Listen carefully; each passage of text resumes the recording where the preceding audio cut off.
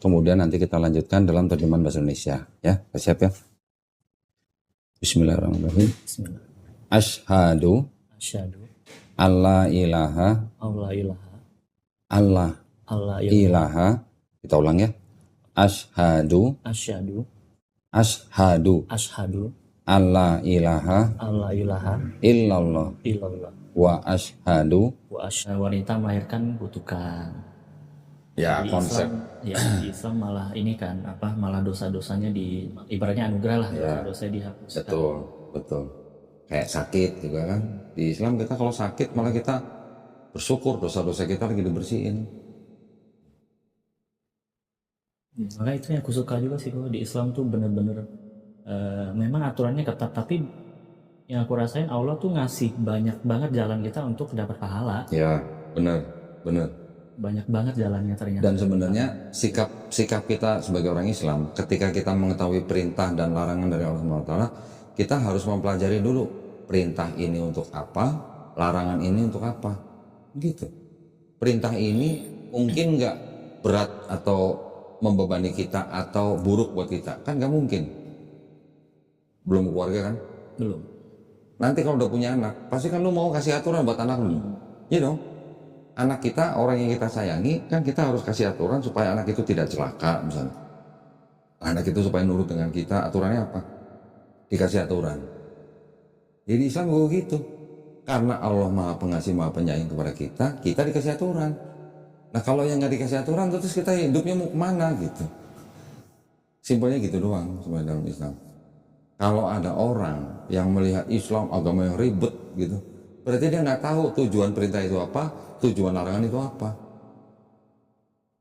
Sesimpel itu sebenarnya.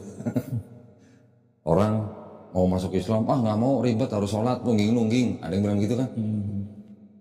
Nah sekarang Allah SWT memerintahkan manusia ciptanya untuk sholat, tujuannya apakah buat Allah? Bukan, buat manusia itu sebenarnya. Sholatlah untuk mengingat aku, gitu katanya firmannya di dalam Quran. Berarti kan ketika kita setiap kali sholat kan kita ingat Allah. Kalau kita ingat Allah, terus kita mau berbuat sesuatu yang jahat misalnya, mikir nggak? Mikir lah, gitu. Simpel kan benar. Ada larangan begini, nggak boleh makan ini, nggak boleh ini, nggak boleh ini. Tujuannya juga buat kita loh, bukan buat Allah loh. Kita sholat nggak sholat, emang Allahnya jadi berubah, nggak jadi Allahu Akbar? Kan tetap Allahu Akbar, kita mau sholat nggak sholat juga. Kita melakukannya, terus kita mentaatinya, yang mengambil manfaatnya kita, bukan Allah. Sholat buat kita, zakat juga buat kita, buat orang lain, puasa juga buat kita, juga buat orang lain. Nah berarti Allah ngasih aturan itu kan berarti supaya kita hidup bermasyarakat dengan cara yang baik, yang baik dan benar. Simpel kan sebenarnya. Aturan-aturan itu baca di Bible ada sebenarnya. Sebenarnya ada, tapi perjanjian lama, perjanjian baru sebagian. Gitu. Dulu jarang baca Bible kayaknya. Sering kok. Dulu sering. Tapi nggak full ya. Dulu kan waktu sekolah juga pengurus gereja, aktivis gereja. Oh gitu. Apa? Guru sekolah minggu bukan? Enggak sampai guru sekolah, tapi aktivis lah, pokoknya sering banget lah. Paduan suara apa segala macam, semua ikut lah. Pendalaman Alkitab juga. Pendalamannya sempat, tapi nggak sampai yang gimana-gimana. Tapi maksudnya ayat-ayat yang sering ini tahu lah, ayat penting tahu lah. Bedanya cuma gini. Orang Kristen melihat satu Bible-nya itu sebagai sesuatu yang berkesinambungan dari perjanjian lama ke perjanjian baru. Kenapa mereka begitu? Karena mereka sudah didoktrin bahwa perjanjian lama inilah sebelum Yesus, ketika Yesus hukumnya berubah. Tapi ketika kita sebagai outsider melihat dengan tanpa doktrin, kelihatan banget bedanya. Perjanjian lama sama perjanjian baru pun bisa dipilah-pilah lagi. Mana yang Yesus, mana yang Paulus. Gitu. Itu yang gue lakuin. Yang kebanyakan orang Kristen sendiri nggak tahu.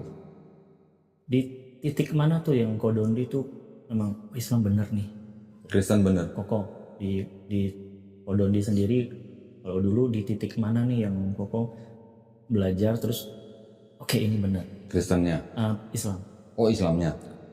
Islamnya di titik mananya gini, ketika saya akhirnya bisa membuktikan bahwa di dalam kitab sucinya Kristen ternyata ada sesuatu masalah.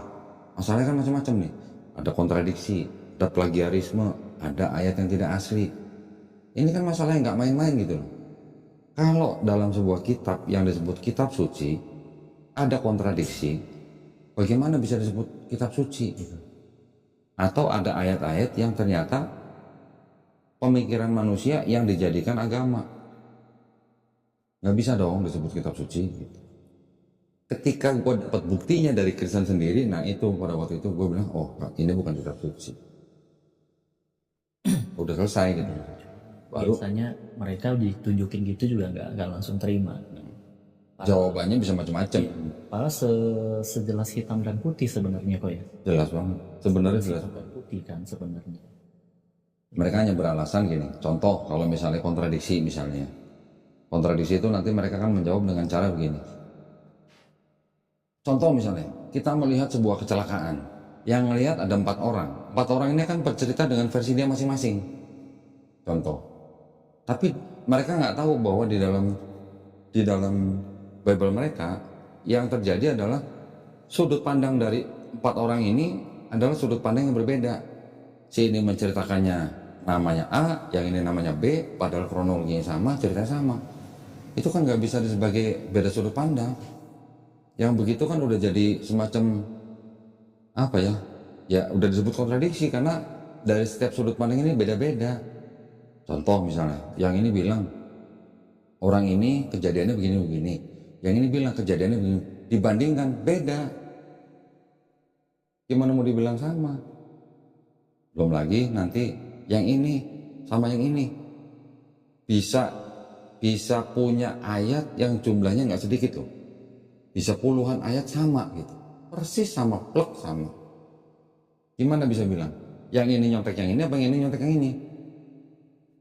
Yang berikutnya ada lagi di dalam sudut pandang ini ada yang ayat-ayat ini tadinya nggak ada jadi ada.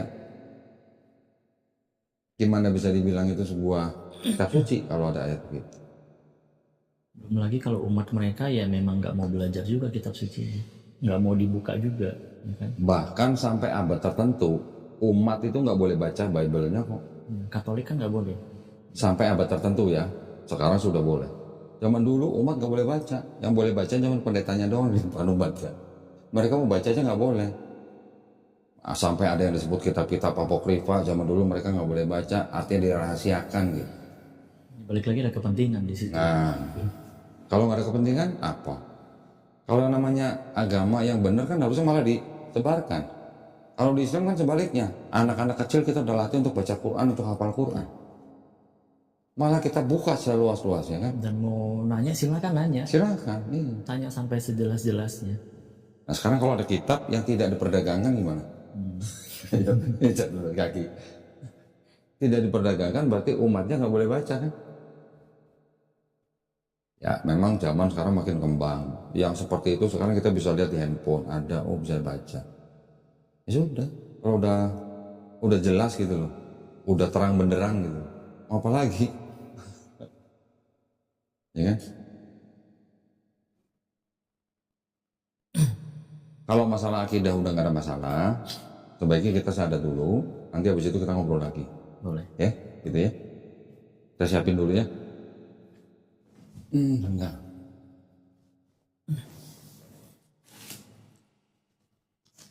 Boleh pinjam KTP-nya, Fer? Buat ngecek ini apa, suratnya.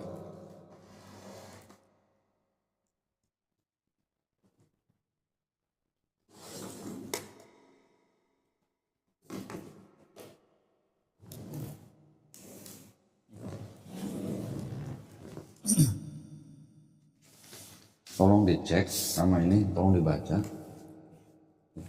Kalau ada yang kurang berkenan, boleh kita diskusiin dulu. Oh, ada sertifikat langsungnya.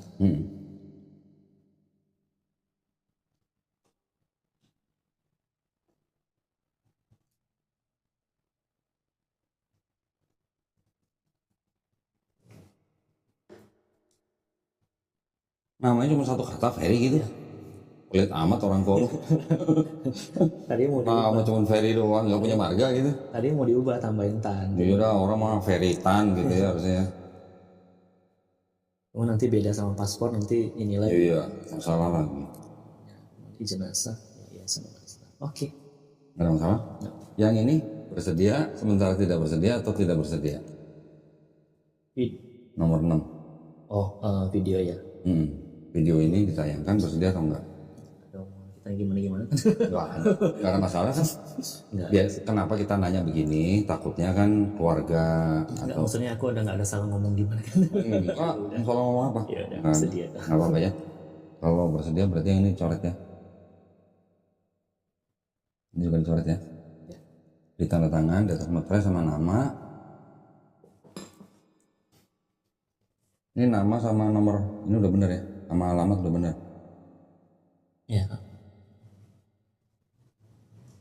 Oke.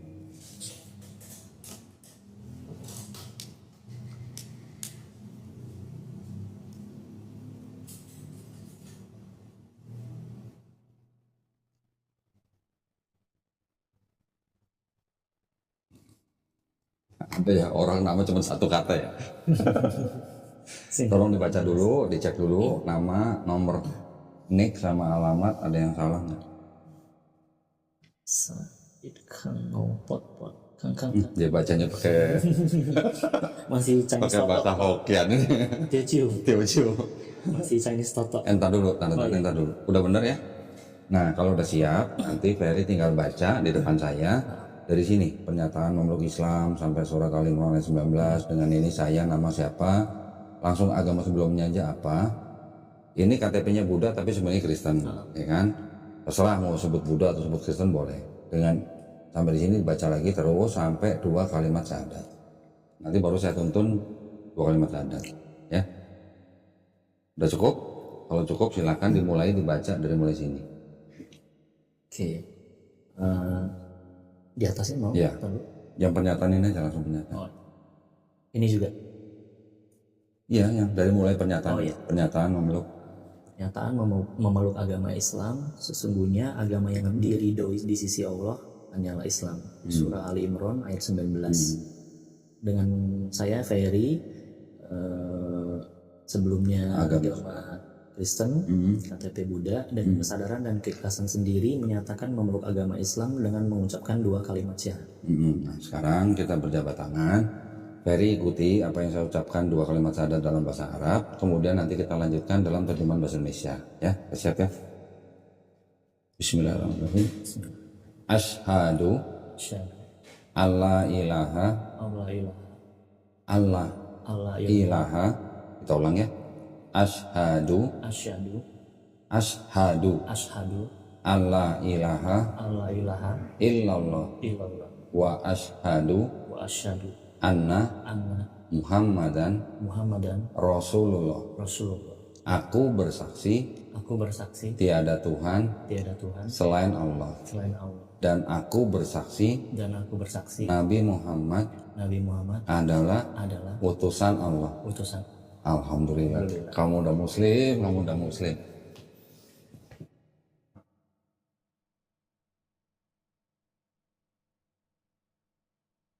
Alhamdulillah. Nah ini tolong ditanda tangan di atas materai sama nama ya.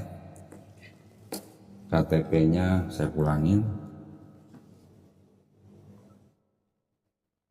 Ini pengen nangis kok ditahan-tahan. Aduh, saya juga terharu ini. Nama tulis nggak Bang? Nama tulis. Oke, ini saya pulangin. Nanti pulang, tinggal ini di tempel foto ya. Tempel foto, terus mau di laminating boleh, di fotokopi atau di scan. Saya tunggu Ferry segera ubah KTP. Ya, ini di kelurahan cari petugas Dukcapil atau coba pakai aplikasi namanya Alpukat di Android, boleh cari. Nanti tinggal KTP diupload sama ini surat pernyataan masuk Islam juga diupload sama kakak. Nggak sampai sehari jadi. Nanti kalau KTP Kakak juga diubah juga ya? Iya. Satu paketnya. Satu paket. Nanti kalau udah jadi KTP yang baru segera Masih izin dulu tuh kakak. di foto aja jadi PDF aja. Nanti kalau udah jadi KTP yang baru segera kirim kita. Ya, nanti setelah itu kita baru mulai program pembinaan. Kita di sini langsung kasih sertifikat ini gunanya adalah untuk segera mengganti keterangan agama di KTP. Ya, jadi kalau ada apa-apa, Ferry udah tanggung jawab kita. Kalau ada apa-apa, ya udah tanggung jawab kita atau tanggung jawab umat Islam. Jadi umat Islam berhak gitu loh untuk mengurus sesuatu yang berkenaan dengan Ferry sesuai dengan hukum Islam. Itu aja tujuannya sebenarnya. Masalah pembinaan nanti sambil jalan. Misalnya nanti ada masalah mau rubah KTP-nya belum bisa atau apa, informasi kita, program pembinaan kita bisa langsung jalan. Ya, tapi dicoba dulu dengan ke kelurahan, ke petugas Dukcapil atau menggunakan aplikasi Alpukat. Ya, oke, ini saya serahkan di sini. Saya masukin sini ya. Ya. Jadi Ferry nanti sudah jadi bagian daripada kita dalam masuk program pembinaan. Karena orang Islam yang besar dari tempat kita wajib membina gitu. Seminggu 2 kali ya? Seminggu 2 kali. Ya, ini ada beberapa buku. Ya, tunggu sebentar.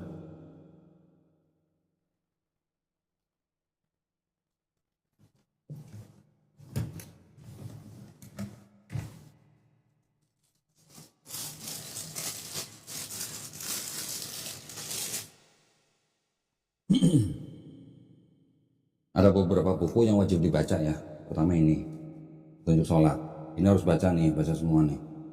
Ini ada buku kecil sifat sholat Nabi Muhammad SAW. Ini ada buku untuk bacaan Juz Ammah. Ya. Ini juga ada buku Iqra. Nah, nanti dari Iqra ini jembatan untuk Ferry bisa baca Quran. Ya. Nah, nanti guru yang kita kirim ke rumah Ferry ngajarin ini, sambil ngajarin sholat dan sebagainya. Ya, ini juga ada Quran, persembahan dari Quran Al-Qasbah nih. Nah, ya. Ini juga persembahan dari penonton channel Dolitan buat orang-orang yang baru masuk Islam. Nanti tolong dipelajarin bagaimana adab memegang mushaf Quran, ya. Satu, berwudu dan tempatkan Quran di tempat yang paling baik, jangan taruh sembarangan, ya. Ini ada sejumlah uang, nggak usah dilihat jumlahnya, ya. Gua tahu gaji lu gede udah, jangan dilihat jumlahnya ya. Ini hanya yang namanya kepedulian kita kepada orang-orang yang baru masuk Islam. Itu tadi adalah uang zakat yang memang orang yang baru masuk Islam itu menjadi salah satu dari 8 kelompok masyarakat yang berhak menerima zakat. Oke ya, ini tolong diterima. Nah, ada sarung dari Atlas BHS Tech nih. Karena udah sunat jadi ini ntar buat tidur atau buat ronda. Ini buat ronda bagus nih. Kita kasih contekan juga. Nah, ini ada sajadah yang ada bacaan sholatnya. Dia sambil baca buku itu prakteknya pakai ini. Ada juga sajadah yang tebal nih. Wah, ini juga persembahan dari salah satu pemirsa channel Dolitan. Masya Allah ya, semoga menjadi amal jariah. Terima kasih. Itu saking pedulinya kita kepada orang yang baru masuk Islam nih. Menjadi satu ya. Ini saya masukin ya. Ya, terima kasih kok. Oke. Nah, karena tadi saya udah nyampein sebagian, yang sebagian lagi mau saya sampaikan begini. Ketika ada orang yang bukan Islam, seperti Ferry tadi, bersyahadat, insya Allah dosa-dosanya Ferry dari mulai akil balik sampai hari ini dihapuskan. Tapi kebaikannya tetap dicatat sebagai pahala kebaikan.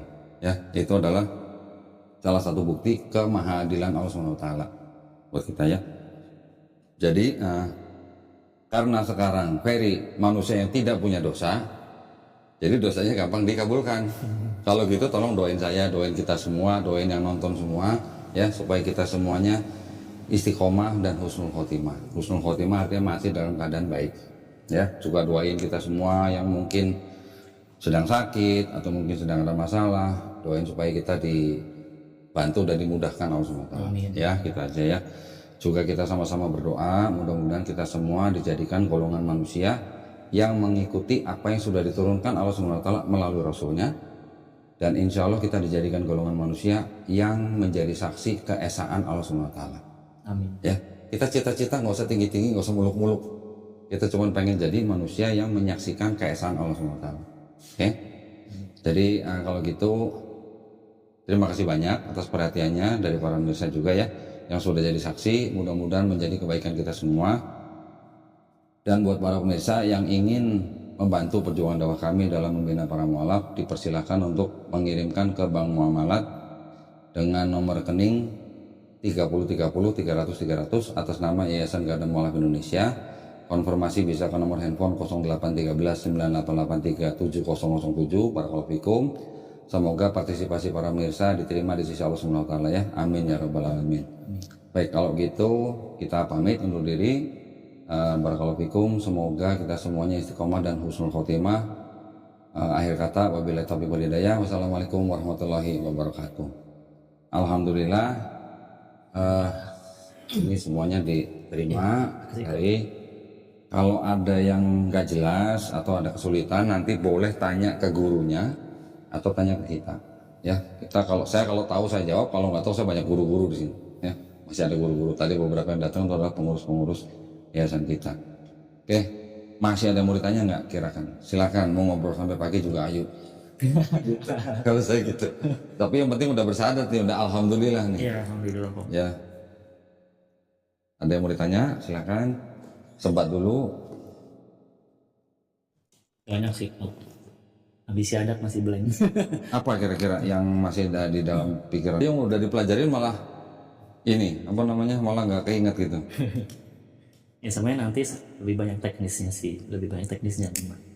Untuk perbandingan sih udah yakin lah selama ini. Teknis itu maksudnya teknis dalam menjalankan Ya, ibadah. Islam. Oke. Di atas aturan-aturannya kan Ya. yang aku lihat kan memang banyak ya. Memang banyak dan bagus sebenarnya kan. Itu pun makanya kenapa kita dibilang bukan manusia sempurna, kita nggak akan bisa ngikutin semua gitu. Iya. Seininya kan gitu loh. Sebaik-baiknya kita. Yang paling utama buat kita sekarang, buat Ferry terutama, adalah belajar bagaimana menjalankan sholat, ya kan? Nanti jangan lupa pulang dari sini, pulang sampai rumah mandi. Mandinya seperti biasa, mandi, basahin semua. Tapi sebelum mandi niatnya adalah aku berniat mandi besar untuk menghilangkan hadas besar lillahi ta'ala. Udah gitu. Jadi itu adalah mandi sebagai apa? Menghilangkan hadas besar, itu menghilangkan yang najis-najis ya. Setelah itu baru belajar sholat dan segala macam.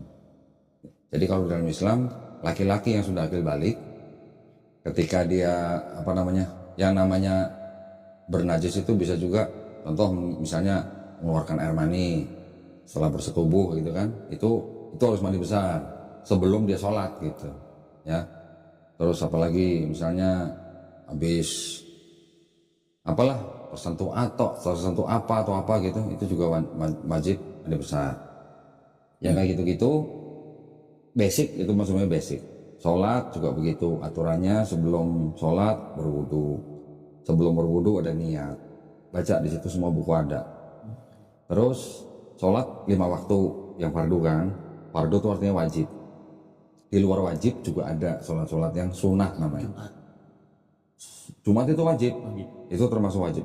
Kan gini kan, kita kan sholat kan sehari 5 kali, subuh, zuhur, asar, maghrib, isya. Kalau Jumat itu menggantikan yang zuhur. Kalau zuhur 4 rakaat, kita sholat Jumat 2 rakaat di masjid gitu ya. Itu yang normal ketika kita tidak sedang dalam perjalanan. Rakaat itu misalnya gini, satu kali baca gitu ya, atau gimana? Satu rangkaian. Dari mulai dia apa namanya membaca takbiratul ihram sampai dia membaca Al-Fatihah, kemudian dia baca surat pendek, kemudian dia ruku, kemudian dia sujud, duduk di antara 2 sujud, dia sujud lagi sampai dia berdiri lagi, itu 1 rakaat. Subuh berarti kalau 2 rakaat berarti kita cuman apa namanya, bacaan itu tadi dari mulai sampai berdiri, terus diulang lagi Al-Fatihah, surat pendek, ruku, sujud, duduk di antara 2 sujud. Bacaan Al-Fatihahnya sama. Tapi di 2 rakaat pertama tuh bisa ditambahin Al-Fatihah dan surat pendek ya. Nanti yang di 2 rakaat kedua atau 1 rakaat atau rakaat ketiga atau keempat itu nggak perlu baca surat pendek, cukup Al-Fatihah aja tapi dalam hati, bukan dalam hati, di sir, artinya baca tapi yang dengar cuma kuping kita gitu. Orang lain nggak perlu dengar, kuping kita aja yang dengar. Itu namanya di sir. Jadi nanti variasinya beda gini. Kalau subuh itu bacanya di jahar itu artinya dikencangkan. Tapi yang perlu dikencangkan itu hanya imam. Kita makmum nggak perlu kencang-kencang, kita cuman baca dalam hati atau dengerin imam. Bukan dalam hati ya, sir ya maksudnya.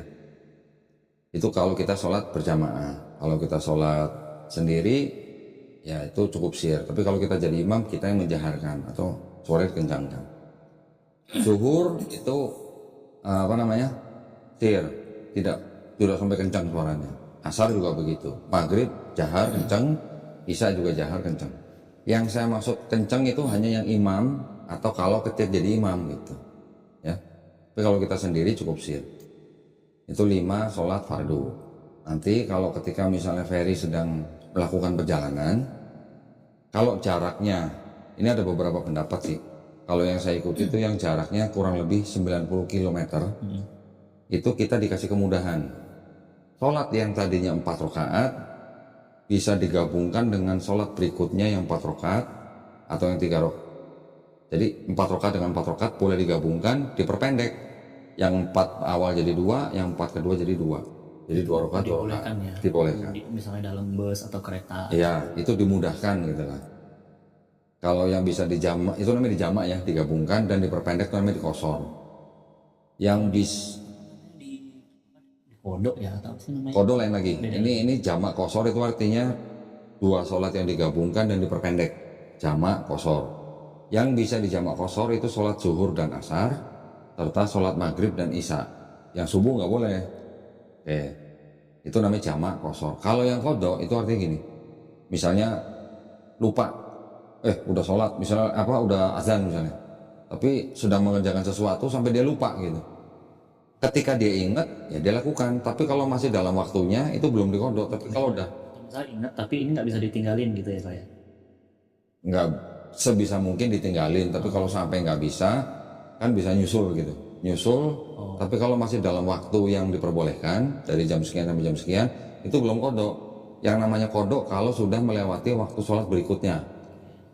Itu ketika kita ingat, kita segera melakukan. Nah itu dari jam sholatnya itu sampai itu dikasih waktu berapa lama sih Pak untuk supaya masih bisa sholat? Kalau subuh itu kan dari mulai jam kira-kira sebelum matahari terbit sampai matahari di tengah-tengah kepala kita.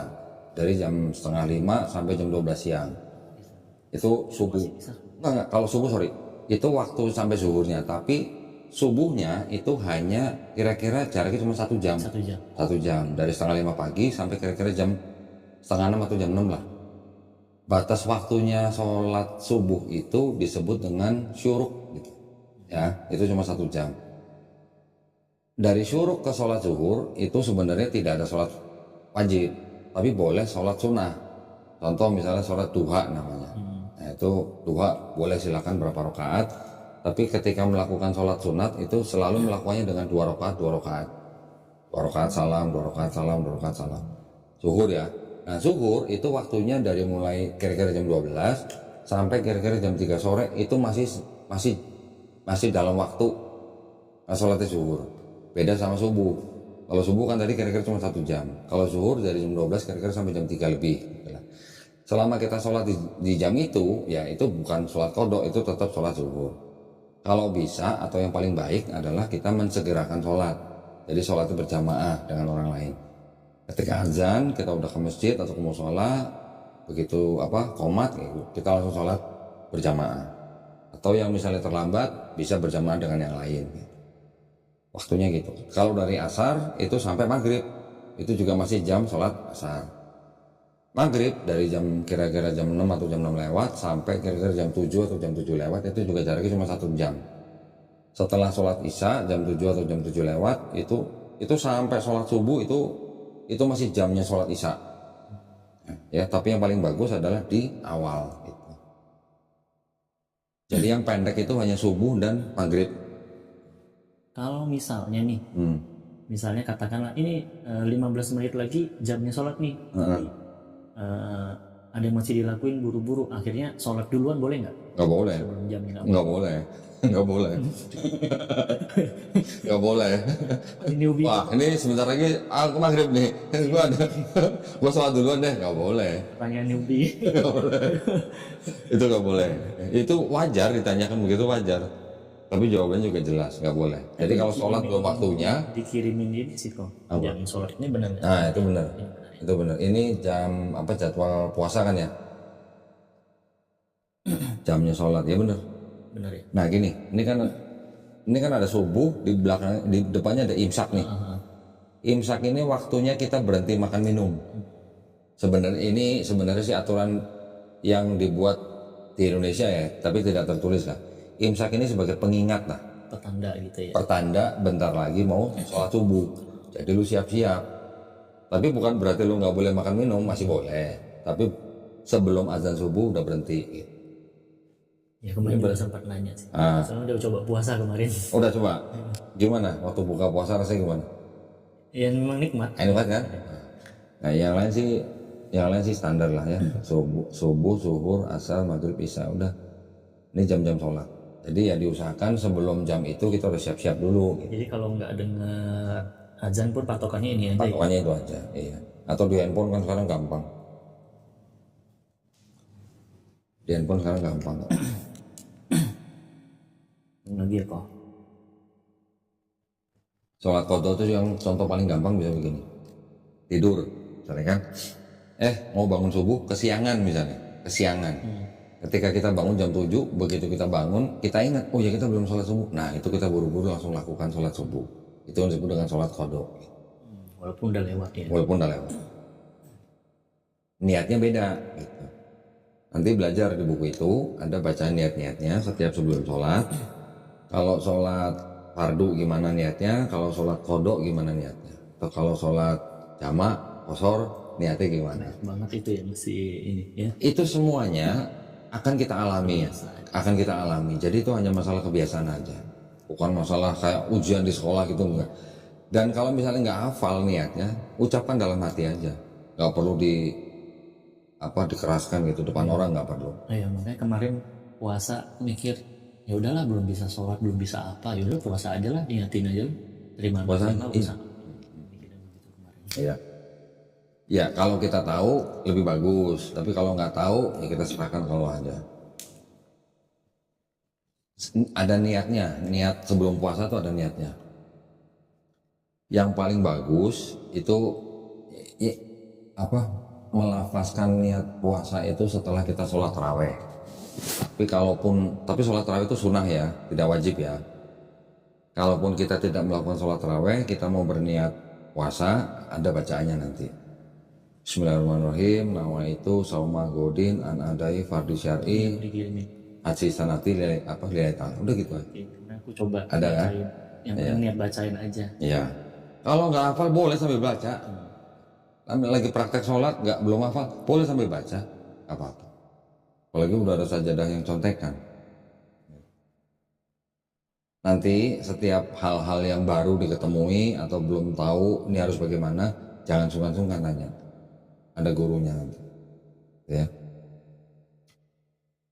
Jadi di dalam Islam itu kita patokannya perbuatan kita tuh tergantung niatnya. Makanya niatnya tuh jangan sampai, kalau bisa jangan ditinggalkan gitu niat. Ya.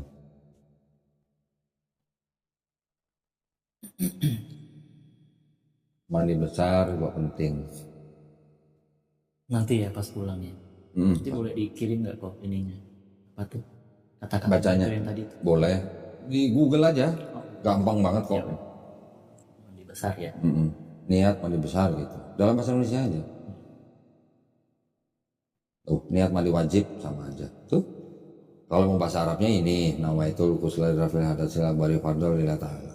Kalau nggak hafal bahasa Indonesia aja, aku berniat mandi untuk menghilangkan hadas besar fardu karena Allah Ta'ala.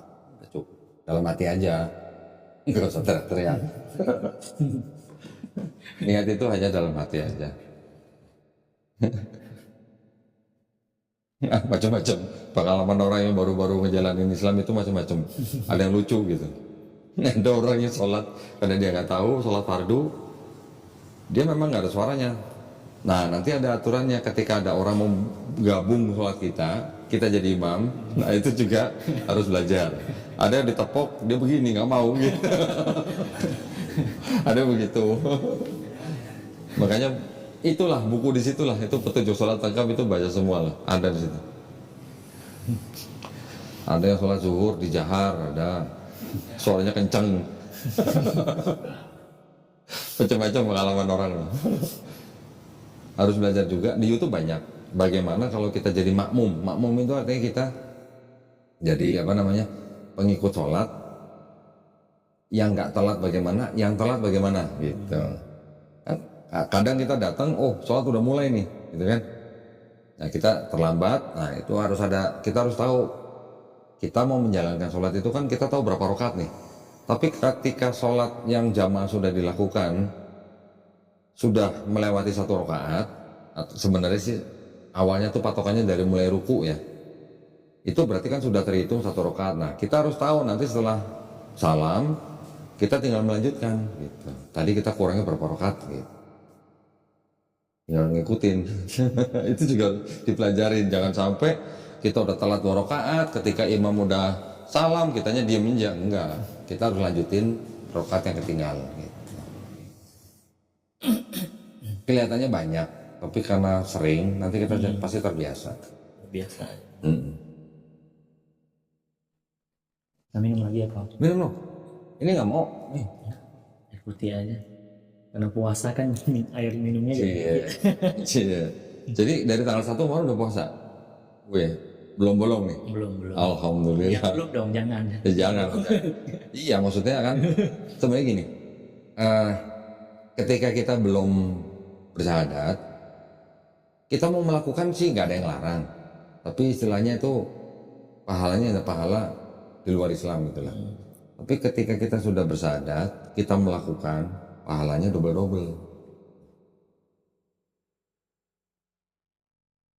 Udah makan belum? Tadi udah buka kok. Buka doang. Makanya agak telat datangnya kan, kalau setengah jam tadi. Udah. Bang, ada makanan nggak? Udah masih kan? Ya makan nasi, kan belum makan nasi. Udah. Tadi udah. Oh udah buka? Tadi udah. Bukanya pakai nasi? Oh, kalau gua nggak bisa buka langsung pakai nasi. Gua sambil makan gak apa-apa. Udah terus jajanan banyak. Sambil. Itu Amir sama itu lagi pada di kamar. Rapat bertiga gitu. Lu nggak ikut Mel? Si Melisa anak kok tau? Anak ketemu gede. Oh anak gede. Kok disebut Cici Melon sih? Melon itu Melisa Un ya. Untoro. C-nya kan Selu apa Un? Oong. Itu dia udah Chinese itu udah suku yang minoritas. Apa? Bapak lu apa Hokja? Apa? Inghua tuh. Inghua tuh jarang banget. Hokja sama Inghua coba. Dua-duanya minoritas semua itu. Bisa bahasanya sih. Bisa bahasanya. Gua KW3 dong. Tapi kalau Hokkien bisa ya? Cuma denger orang ngomong saya agak ngerti, cuman kalau ngomong nggak bisa. Karena dari kecil nggak pernah diajak ngomong. Masih Cina Toto banget. Kalau Pontianak, Medan, rata-rata masih bisa. Pontianak sih yang biasanya lebih Iya. banyak. Karena kan di sana udah ketemunya orang kayak juga. Orang tuanya pasti ngajak ngomong anaknya yang kalau di Jawa enggak.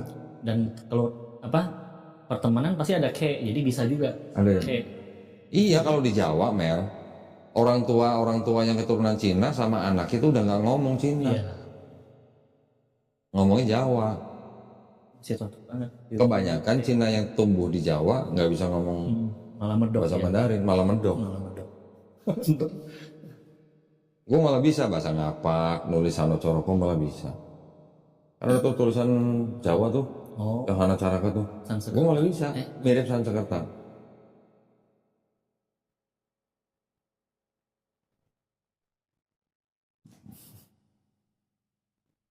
Apalagi mau ditanya jangan sungkan-sungkan. Iya, nomor handphone. Nanti kalau ada acara, kita undang loh. Boleh.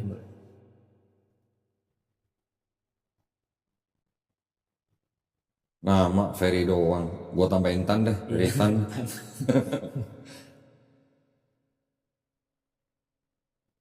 Apa?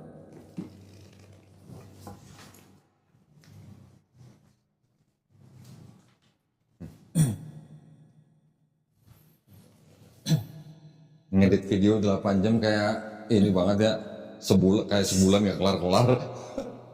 Berapa tahun kok belajar sampai sekarang? Ini kalau dari sebelum bersyahadat 2 tahun, setelah bersyahadat sampai tahun 2000, ya belajar terus lah sampai sekarang. Belajar terus, nggak ada habisnya kalau di Islam itu. Karena itu tadi, nggak cuma Quran, hadis juga kan perlu. Apalagi saya di dunia debat, ya udah, mau nggak mau harus tahu. Tuh, Mel, Richard Lee itu. Richard Lee udah syahadat tadi. Di podcastnya. Heeh.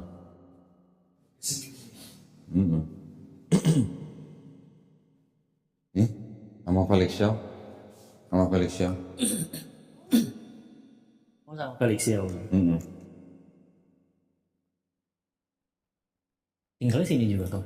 Di dekat sini. Kalau ini studio aja. Depan udah langsung ada masjid ya.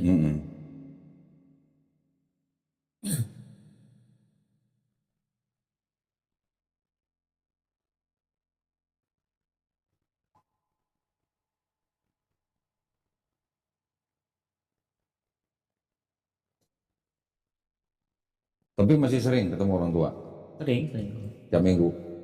Adalah seminggu apa 2 minggu sekali gitu ada. Orang tuanya di mana? Tinggal Di Jakarta di dekat Opik. di Pik. Oh, ya, nggak jauh lah ya.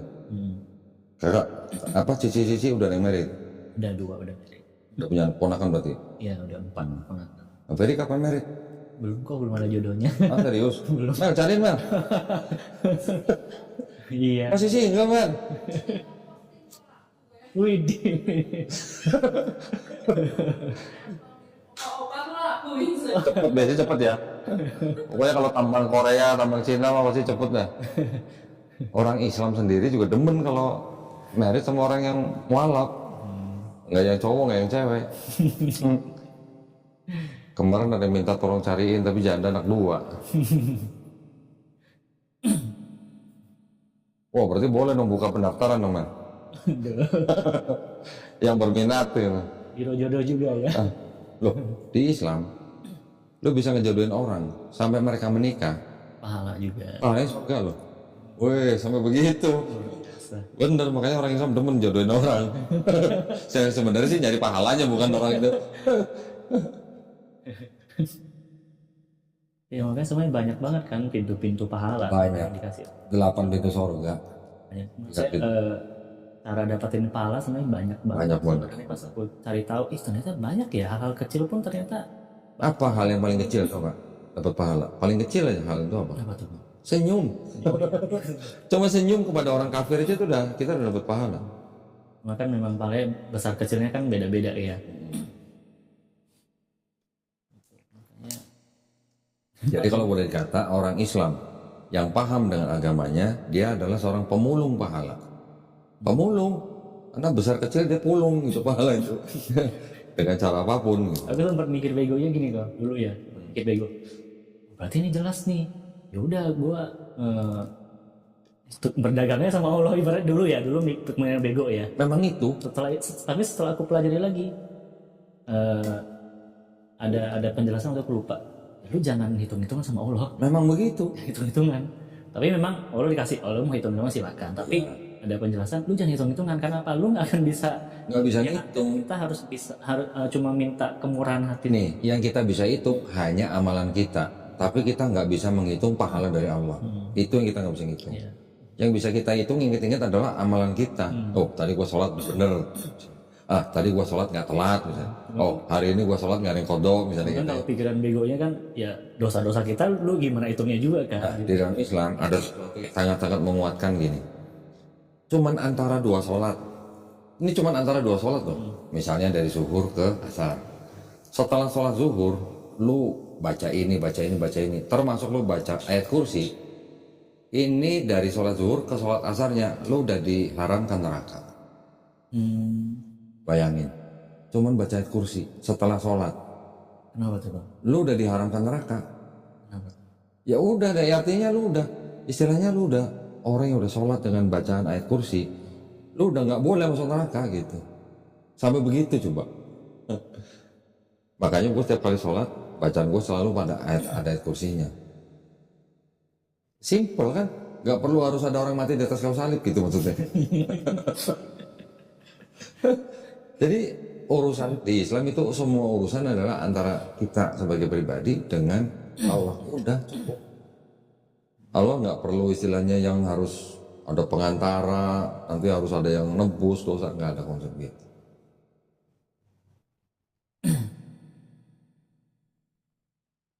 Kan belum bisa baca Quran dalam bahasa Arab, udah dikasih Quran, baca terjemahnya dulu.